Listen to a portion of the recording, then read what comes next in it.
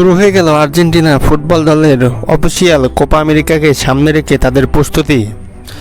আগামী ৯ June Ecuador এবং ১৪ June গুয়েতেমালার বিপক্ষে দুটি আন্তর্জাতিক প্রীতি ম্যাচকে সামনে রেখে এবং পরবর্তী ২০২৪ কোপা আমেরিকা টুর্নামেন্টকে সামনে রেখে ইতিমধ্যেই মায়ামিতে পৌঁছে গেছে আর্জেন্টিনা ফুটবল দল।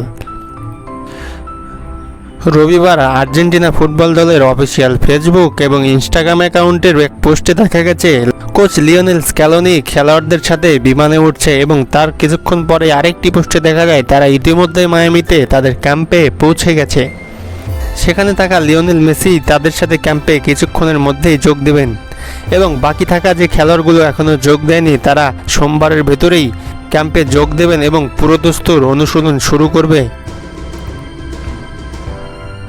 উল্লেখ্য যে ২১ জুন কানাডার বিপক্ষে ম্যাচ দিয়ে শুরু হবে আর্জেন্টিনার অফিসিয়াল কোপা আমেরিকা চ্যাম্পিয়নশিপ ধরে রাখার মিশন।